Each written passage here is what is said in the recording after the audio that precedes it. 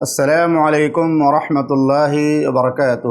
بسم اللہ الرحمن الرحیم، الحمد للہ رب العالمین وبہ نستعین والصلاة والسلام علی اشرف الانبیاء والمرسلین نبینا محمد وعلی آلہ وصحبہ اجمعین وعلی جمیع من تبعہم بإحسان الی یوم الدین، اما بعد۔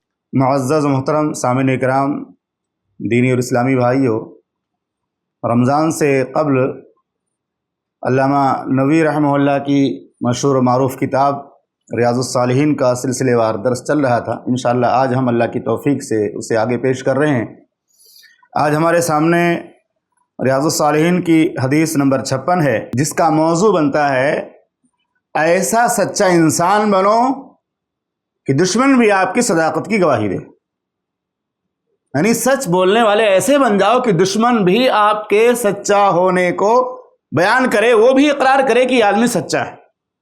یہ بہت بڑی بات ہے، بہت اہم صفت ہے یہ۔ اللہ رب العالمین نے مومنوں کو خاص طور سے حکم دیا کہ اے ایمان والو، اللہ سے ڈرو اور سچے لوگوں کے ساتھ ہو جاؤ۔ اس حدیث کے راوی ابو سفیان صخر بن حرب رضی اللہ تعالیٰ عنہ ہیں، وہ بیان کرتے ہیں، ایک لمبی حدیث صحیح بخاری اور مسلم کی، کہ بادشاہ روم ہرقل کا جو قصہ صحیح بخاری اور مسلم کے اندر بیان کیا گیا ہے، اس میں یہ بات موجود ہے کہ ہرقل کے دربار میں ابو سفیان موجود تھے۔ تو ہرقل نے ابو سفیان سے پوچھا کہ مکہ والے جو شکایتیں کر رہے ہیں کہ وہاں مکہ سے کچھ لوگ بھاگ کر یہاں ہرقل کے پاس آئے ہوئے ہیں اور اس طرح سے وہ اپنے خاندان اور قبیلے سے بغاوت کر کے نکل گئے، مکہ کے لوگوں سے بغاوت کر کے نکل کر آئے ہیں، تو ان کے بارے میں کیا معاملہ ہے؟ اور ایک نبی بھی مبعوث ہوا ہے مکہ کے اندر، اس نبی کے بارے میں تم لوگ کیا کہتے ہو؟ تو ابو سفیان رضی اللہ تعالیٰ عنہ جو اس وقت مسلمان نہیں ہوئے تھے، انہوں نے ہرقل کے سامنے محمد رسول اللہ صلی اللہ علیہ وسلم کی سچائی کی گواہی دی۔ راوی حدیث بیان کرتے ہیں کہ قال ہرقل فماذا یأمرکم، جب لوگوں نے شکایتیں بیان کرنا شروع کی، اللہ کے پیغمبر، ایک نبی آیا ہے، ایک رسول آیا ہے، ایسی ایسی باتیں کرتا ہے، لوگوں کو ورغلاتا ہے، پرانے دین سے جو ہے لوگوں کو جو ہے پھیرتا ہے اور کہتا ہے باپ دادا کا دین چھوڑ دو، یہ ساری شکایتیں جب ہرقل کے سامنے پیش کی، تو ابو سفیان اس جو ہے جماعت کے اندر اور اس مجلس میں موجود تھے۔ ہرقل نے جب پوچھا تو ابو سفیان کھڑے ہو گئے، جو اس وقت مسلمان نہیں ہوئے تھے۔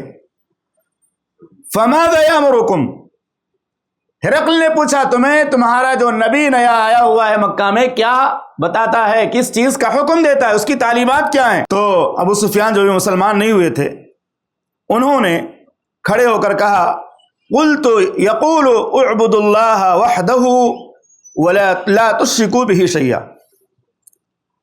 تو ابو سفیان نے کہا کہ میں نے اس وقت جواب دیا تھا، جب میں مسلمان نہیں ہوا تھا، ہرقل کے سامنے میں نے جواب دیا، میں نے کہا، وہ کہتا ہے اعبدوا اللہ وحدہ لا تشرکوا بہ شیئا۔ اس نبی کا یہ پیغام ہے مکہ میں کہ اے لوگو، صرف اللہ کی عبادت کرو اور اللہ کے ساتھ کسی کو شریک نہ ٹھہراؤ۔ اس کے بعد کہتا ہے وَاتْرُكُوا مَا يَقُولُ آبَاؤُكُمْ، اور وہ یہ بھی کہتا ہے کہ تمہارے باپ دادا جو شرک کی باتیں کرتے اسے چھوڑ دو۔ تمہارے باپ دادا جو بتوں کی پوجا کرتے ہیں، غیر اللہ کی عبادت کرتے ہیں، وہ ساری چیزیں چھوڑ دو، صرف ایک اللہ کی عبادت کرنے والے بن جاؤ اور اللہ کے ساتھ کسی کو شریک نہ ٹھہراؤ۔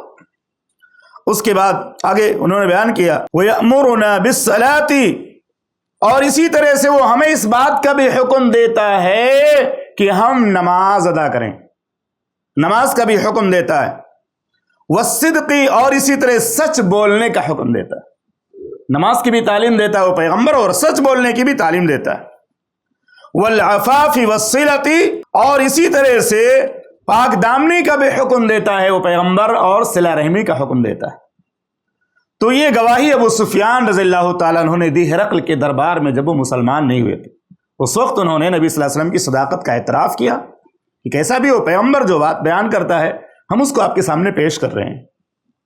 تو اس حدیث سے پتہ چلتا ہے کہ ایک دشمن کی زبان سے نبی صلی اللہ علیہ وسلم اور آپ کی تعلیم کی سچائی کا اعتراف ہے۔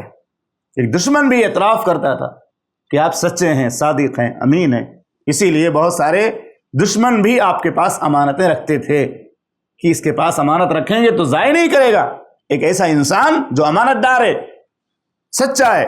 اور اسی طرح سے ابو سفیان رضی اللہ عنہ نے اعتراف اس وقت کیا تھا جب وہ مسلمان نہیں ہوئے، تو فتح مکہ کے موقع پر مسلمان نہیں ہوئے تھے اس وقت انہوں نے اعتراف کیا تھا. تو اس سے پتہ چلتا ہے کہ ہمیں ایسا سچا بننا چاہیے کہ ہماری سچائی دشمن بھی قبول کرے، ساری خرابیاں بیان کرے، لیکن جہاں سچ بولنے کی بات آئے وہ کہے آدمی جھوٹ نہیں بول سکتا، آدمی خیانت نہیں کر سکتا، آدمی غدار نہیں ہے، کتنی بھی دشمنی ہو لیکن ہماری صداقت کا انکار نہ کر سکے. جب آدمی کھلے طور سے سچا رہے گا، اس کے اندر جھوٹی باتیں نہیں رہیں گی، جھوٹ نہیں بولے گا، ہر جگہ صرف سچ ہی بولے گا، تو دشمن بھی انشاءاللہ اعتراف کرے گا. اور اگر کسی کے سچا ہونے کا اقرار دشمن کر لے، کسی کے سچا ہونے کا اعتراف دشمن کر لے تو بہت بڑی بات ہے. اسی طرح سے محدثین نے عبداللہ بن سلام رضی اللہ عنہ کی روایت بھی نقل کی ہے. نبی صلی اللہ علیہ وسلم کی نبوت کی دلیلوں کے باب میں، دلائل النبوہ میں، عبداللہ بن سلام رضی اللہ تعالیٰ عنہ جب مدینہ تشریف لے گئے اور انہوں نے محمد رسول اللہ صلی اللہ علیہ وسلم کے چہرے انور کو دیکھا تو بیان کرتے ہیں کہ میں نے جیسے محمد رسول اللہ صلی اللہ علیہ وسلم کے چہرے کو دیکھا میں سمجھ گیا یہ چہرہ جھوٹ بولنے والے کا نہیں ہو سکتا. آپ کے چہرے سے بھی اس بات کا پتہ چلتا تھا کہ آپ کبھی جھوٹ نہیں بولتے، یہ آپ کے پیغمبر ہونے کی نشانی تھی. عبداللہ بن سلام رضی اللہ عنہ نے اعتراف کیا کہ میں نے جیسے محمد رسول اللہ صلی اللہ علیہ وسلم کے چہرے کو دیکھا میں نے فوراً کہا یہ جھوٹ بولنے والے کا چہرہ نہیں ہو سکتا ہے. اسی طرح سے جو آدمی سچ بولتا ہے اس کے اندر دو اہم خوبیاں پیدا ہو جاتی ہیں. سچ بولنے والے کے اندر پہلی چیز یہ کہ اس کی زبان میں روانی ہوتی ہے، اور جب بات کرتا ہے تو اس کی زبان لڑکھڑاتی نہیں ہے، اس کی زبان میں پس و پیش نہیں ہوتا، آگے پیچھے نہیں ہوتی. سچ بولنے والا آدمی بڑی روانی کے ساتھ اور صفائی کے ساتھ بات کرتا ہے. لیکن جو جھوٹا ہوتا ہے نا وہ کبھی ادھر بولے گا کبھی ادھر بولے گا، کبھی کچھ کہے گا کبھی کچھ کہے گا. لیکن جو سچ بولنے والا ہوتا ہے اس کی زبان میں روانی ہوتی ہے اور اس کی ایک ہی بات ہوتی ہے، اس کی باتوں میں اختلاف نہیں ہوتا، اور اس کی زبان میں روانی ہونے کے ساتھ ساتھ اس کے اندر بے باکی اور جرأت ہوتی ہے. جو آدمی سچ بولنے والا ہوتا ہے وہ جرأت مند ہوتا ہے، وہ سچ بات کہیں بھی بول دیتا، اس کو پرواہ نہیں ہوتی کہ کوئی آدمی کچھ بھی کہے گا، لیکن ہم کو سچ بولنا ہے تو ہم سچ بولیں گے. سچ بولنا ہماری ذمہ داری ہے، لوگ ہماری بات مانے یا نہ مانے. تو یہ چند باتیں اس حدیث سے معلوم ہوتی ہیں. سب سے اہم بات جو ہمیں اس حدیث سے یاد رکھنا ہے وہ یہ کہ ہمیں ہمیشہ سچ بولنا چاہیے. سچ میں نجات ہے، سچائی میں نجات ہے. اللہ کے نبی صلی اللہ علیہ وسلم نے فرمایا سچائی انسان کو نیکی کی طرف لے جاتی ہے اور نیکی انسان کو جنت کی طرف لے جاتی ہے. جھوٹ انسان کو گناہ کی طرف لے جاتا ہے اور گناہ انسان کو جہنم کی طرف لے جاتا ہے. اللہ سے دعا ہے کہ رب العالمین ہم تمام مسلمانوں کو سچائی اپنانے، سچ بولنے اور سچ بات پر عمل کرنے کی توفیق عطا فرما اور ایمان کے ساتھ موت نصیب فرما. آمین. وصلی اللہ علیہ وسلم. ایسے ہی فائدہ مند اسلامک ویڈیوز دیکھنے اور منہج سلف پر کتاب و سنت کی تعلیمات کو عام کرنے میں ہمارا تعاون کرے تاکہ آپ کے لیے ذریعہ نجات، جنت کے حصول کا سبب، ساتھ ہی مال میں برکت و اضافے کا ذریعہ بھی بنے. آمین. جزاک اللہ خیرن.